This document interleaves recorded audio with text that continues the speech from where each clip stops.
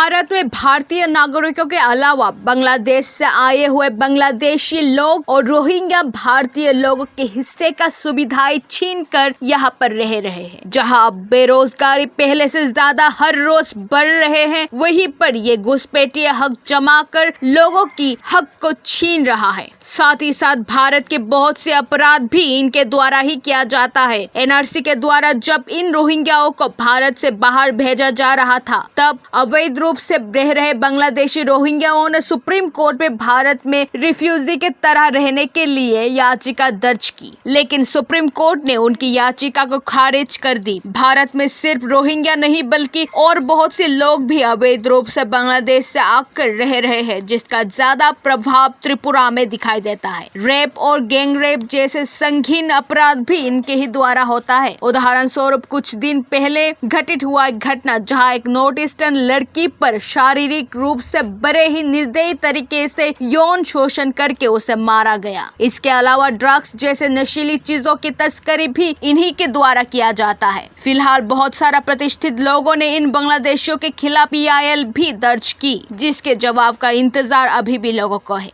आज माननीय supreme court ने स्पष्ट कर दिया है कि अब रोहिंग्या और बांग्लादेशी घुसपैठियों को भारत में कोई नहीं बचा पाएगा।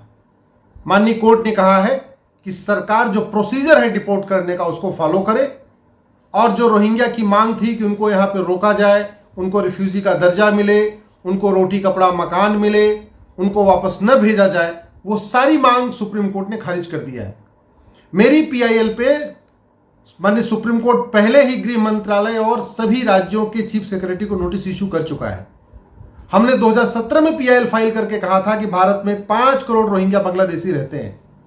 ये हमारे हिस्से का रोटी कपड़ा मकान छीन रहे, ये हमारे हिस्से का रोजगार छीन रहे, ये रोहिंग्या और बांग्लादेशी भारत में क्राइम बढ़ा रहे हैं, चोरी लूट झपटमारी कर रहे हैं, ये रोहिंग्या और बांग्लादेशी भारत में जनसंख्या विस्फोट कर रहे हैं। इसलिए इनको वापस भेजना बहुत ज़रूरी है।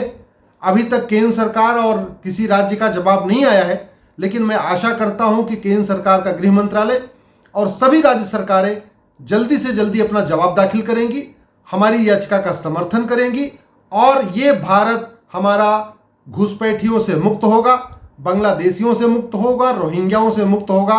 और भारत में जब एक बार घुसपैठ खत्म होगी तो निश्चित रूप से अपराध कम होगा, चोरी लूट झपटमारी कम होगी और भारत के लोगों को रोजगार मिलेगा।